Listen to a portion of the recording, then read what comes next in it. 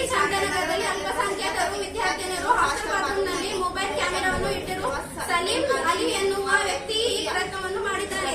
ಈ ರೀತಿಯ ಘಟನೆಯಿಂದ ವಿದ್ಯಾರ್ಥಿನಿಯರನ್ನು ಹಾಸ್ಟೆಲ್ಗೆ ಕಳಿಸಬೇಕೋ ಬೇಡವೋ ಎಂಬ ಆತಂಕ ಪೋಷಕರಲ್ಲಿ ಮನೆ ಮಾಡಿದೆ. ಪದೇ ಪದೇ ರಾಜ್ಯದಲ್ಲಿ ಇಂತಹ ಘಟನೆಗಳು ಬೆಳಕಿಗೆ ಬರುತ್ತಿದೆ. ರಾಜ್ಯದ ಕಾನೂನು ವ್ಯವಸ್ಥೆಯನ್ನು ಪ್ರಶ್ನೆ ಮಾಡುವ ಸ್ಥಿತಿ ನಿರ್ಮಾಣವಾಗಿದೆ. ಸರ್ಕಾರ ಮತ್ತು ಪೊಲೀಸ್ ಇಲಾಖೆ ಈ ಕುರಿತು ಕಟ್ಟುನಿಟ್ಟಿನ ಕ್ರಮ ಕೈಗೊಳ್ಳಬೇಕು ಎಂದು ಎಬಿವಿಪಿ ಆಗ್ರಹಿಸುತ್ತದೆ. ಈ ಪ್ರಕರಣದ ಆರೋಪಿಯನ್ನು ಯಾವುದೇ ಒತ್ತಡಕ್ಕೆ ಮಣಿಯದೆ ಪೊಲೀಸ್ ಇಲಾಖೆಯ ಸೂಕ್ತ ರೀತಿಯ ತನಿಖೆಗೆ ಒಳಪಡಿಸಬೇಕು. ಸರ್ಕಾರವು ಈ ಪ್ರಕರಣದಲ್ಲಿ ಹಸ್ತಕ್ಷೇಪ ಮಾಡದೆ ತಪ್ಪಿಸಿನಿಗೆ ಕಠಿಣ ಶಿಕ್ಷೆ ಆಗುವಂತೆ ಮಾಡಬೇಕು ಹಾಗೂ ಈ ರೀತಿಯ ಘಟನೆ ಮರುಳಿಸದಂತೆ ಕಠಿಣ ಕ್ರಮ ಕೈಗೊಳ್ಳುವ ವಿದ್ಯಾರ್ಥಿ ಪರಿಷದ ಆಗ್ರಹಿಸುತ್ತದೆ. ಧನ್ಯವಾದಗಳು. झंडा हिडियो